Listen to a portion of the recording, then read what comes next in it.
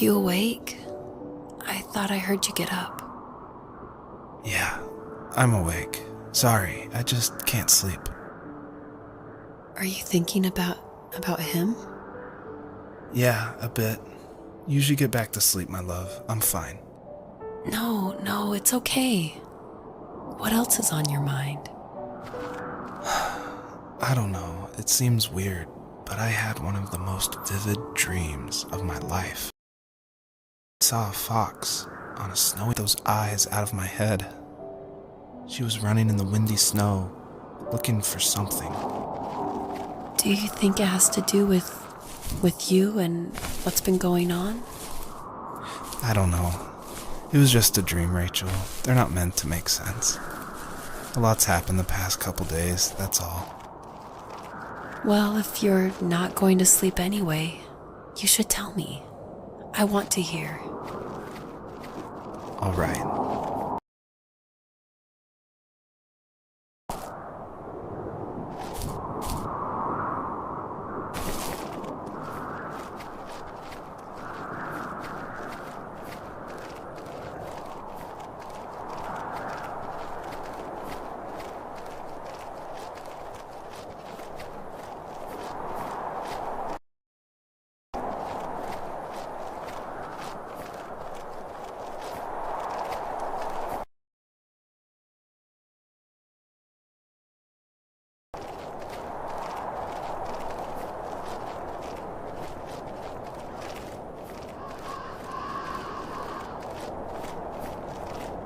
She couldn't stay, though. She had to find her other 2 children. So she took that path. She followed it towards something ancient. Something with answers.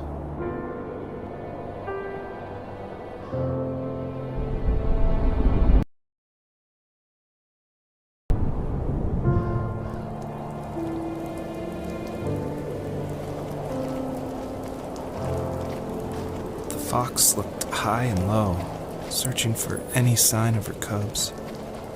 Points of light showed the way to this ancient tree. My story, too. I felt like I was right behind her the whole time.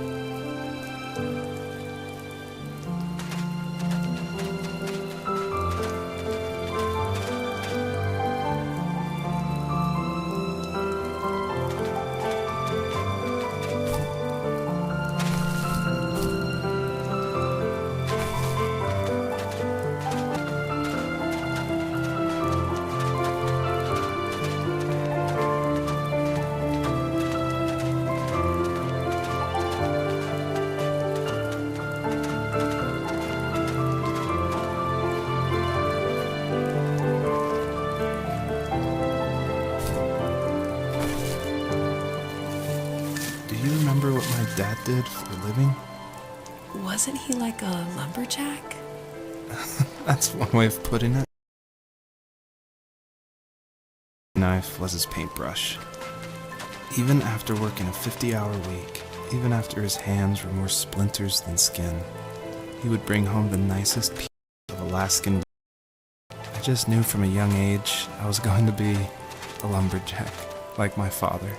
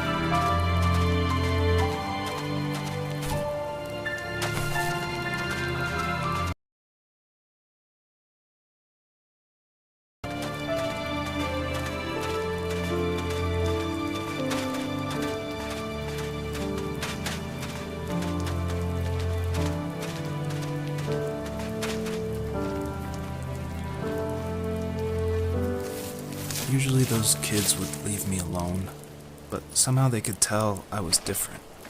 They made fun of how far away I lived, stories I made up for hours. But after that show and tell, I didn't tell him much anymore. He didn't know exactly what was wrong, but his best guess was that the toys he carved weren't cool enough. He carved me a tank and tried to tell me what it was like to be in a real tank as a serviceman. I didn't know your dad was in the military. Yeah, in the army. The sad thing is that I'd pretty much forgotten until just now. There's so much I still don't know about him. I'm sorry. He knows how much. A lot of people have gotten confused why Joseph's father is called a sourdough. And it's not stated outright at the beginning of the game, but Joseph and his dad, they grew up in Alaska. And I don't have a real connection to Alaska except through friends who lived there, and it was also the place that me and my dad were going to go right before he passed away. But I love the idea of Alaska being like this beautiful solitary place. But anyway, what that has to do with sourdough is it's an Alaskan slang term about like someone who lives in the backwoods, like a redneck. I added that word.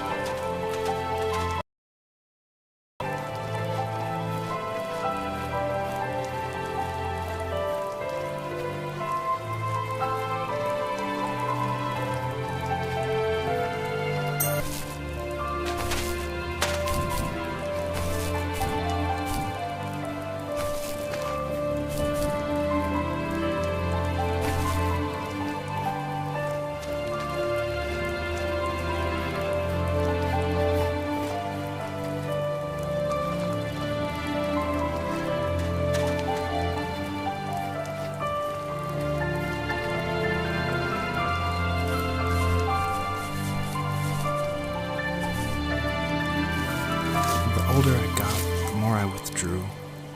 I asked myself, why talk to anybody anyway? Why bother when I'm happy by myself? Mostly animals I saw in the woods by my home. I then imagined designing my own hideouts with things like TVs and pantries full of chips and cookies. I think that idea of leaving home and drawing blueprints started my career. I found a lot of solace in that. I'm not surprised, but I did the same thing. There's something special about having a place to call your own. It's as close as we can get for now. I thought it was important to say that, yes, I actually did draw this with crayons. And it was just funny to me one day that I was like, I'm working on my game, and I pulled out my little 1-year-old's like crayon set to draw this item for this game. I just realized just now that I probably threw away the original. I probably should have kept it and given it away to somebody, but oh well.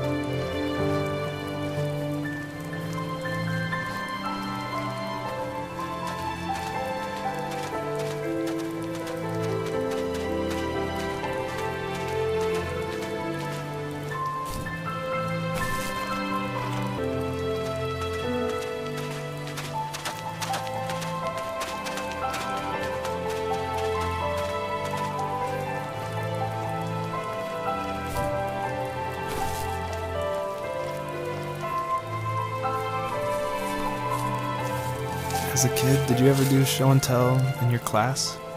Yeah, I think I only did it once, when I was in the 4th grade. You know how my life was around then. I wanted to show my class what helped pass the time and distracted me, so I brought a dozen paper cranes I had made.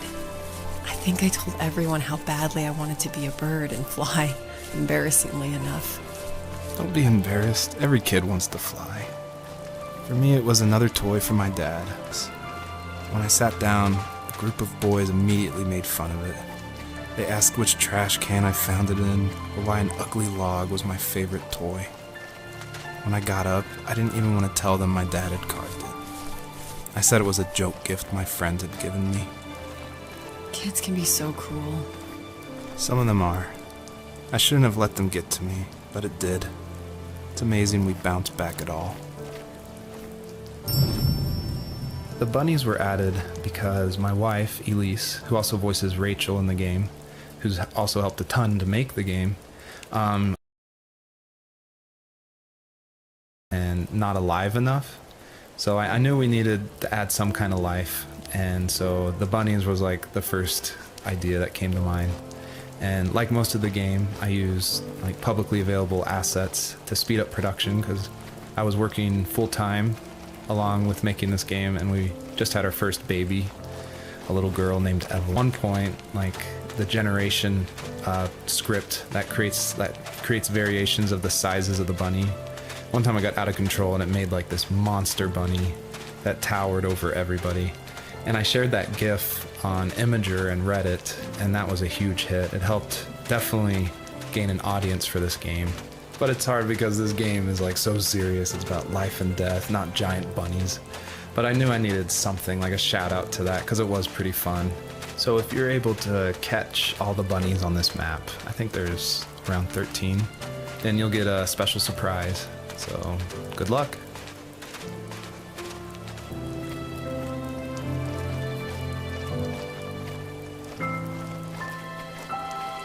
One of the main reasons people play small indie games is because they are so personal and intimate. So I tried to put myself into this game as much as possible.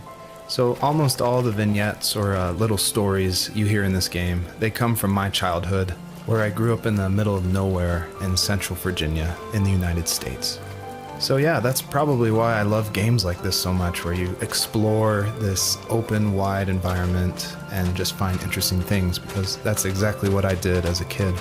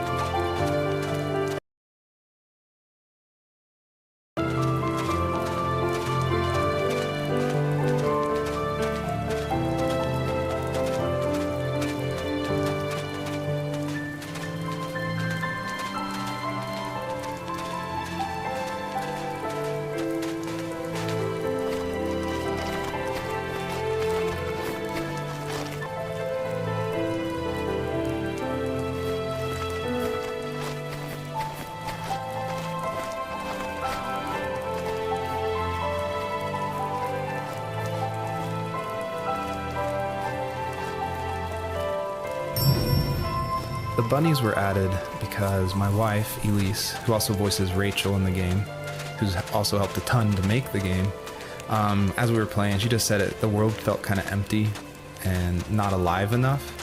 So I knew we needed to add some kind of life, and so the bunnies was like the first idea that came to mind. And like most of the game, I used like public full-time along with making this game, and we just had our first baby, a little girl named Evelyn. So I was messing with this asset called Herd Sim, and at one point, like the generation script that creates variations of the sizes of the bunny. One time I got out of control and it made like this monster bunny that towered over everybody. And I shared that GIF on Imager and Reddit, and gain an audience for this game. But it's hard because this game is like so serious. It's about life and death, not giant bunnies. But I knew I needed something, like a shout out to that, because it was pretty fun.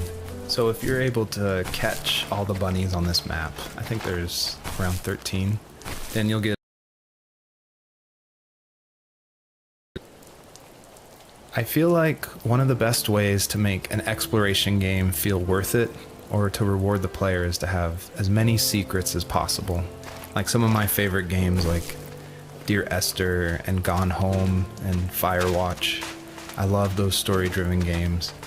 And they're kind of like these mystery boxes where if you put in a lot of effort, if you look closely, the world reveals itself to you better. So if you can find one of these hidden items by digging around in these unmarked spots around this area.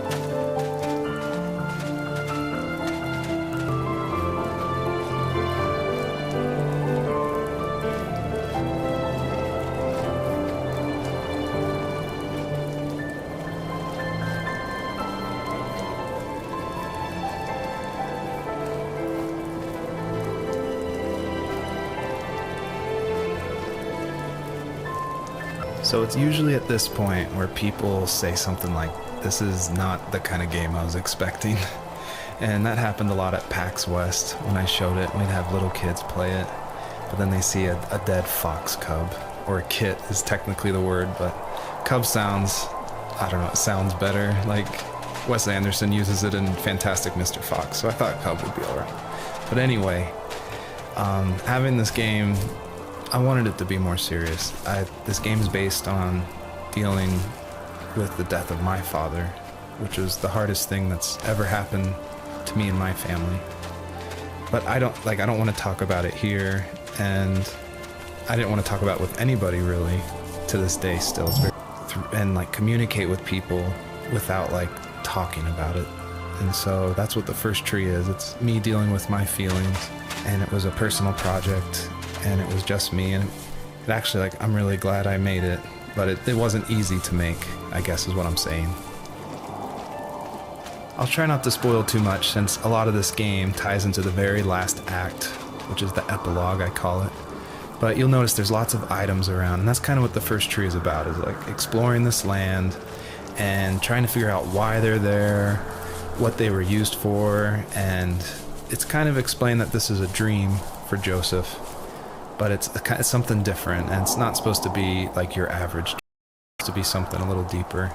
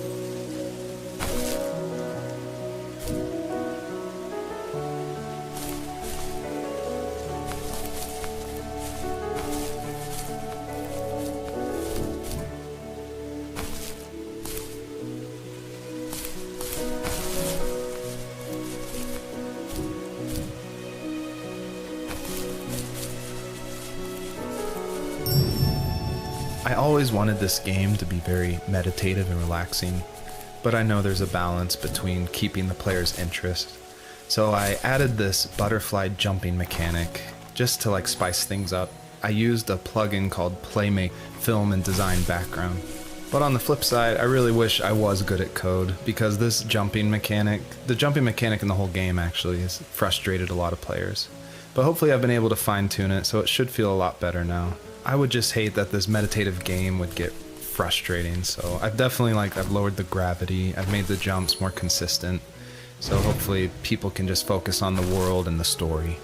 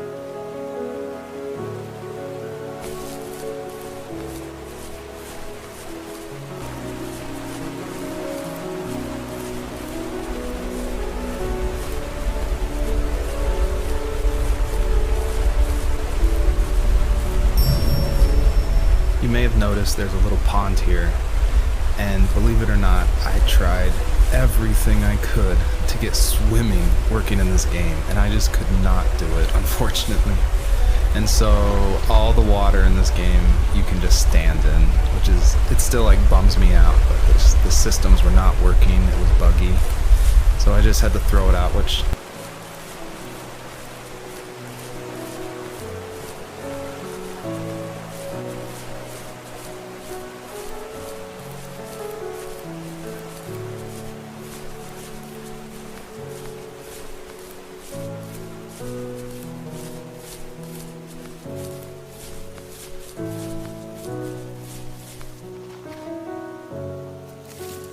after he drove me home from the police station, I blew up at him, saying how I never wanted to be like him, how I was gonna be someone and leave that hick icebox for good. He just looked forward at the road with tired eyes. I took out that bluegrass tape from the cassette deck and chucked it out the window. In my sage teenage wisdom. An idea. He slammed the brakes, slowly bowed his head while gripping the steering wheel, and finally looked at me. All he said, like it was a polite request, was, "Make this right." I sat there in silence, fuming, but I eventually got out and combed every square inch of the woods, muttering profanity after profanity. I found it 30 minutes later, near a small waterfall off the road. I went back to the truck, put the wet tape back. Wow, I knew you were a crazy teenager, but... It's hard to believe, isn't it? It surprises me too. It's like I didn't really know who that kid was back then. I bet my dad thought the same thing over and over. It's almost like he was saying, "Make this right," to himself, more than to me.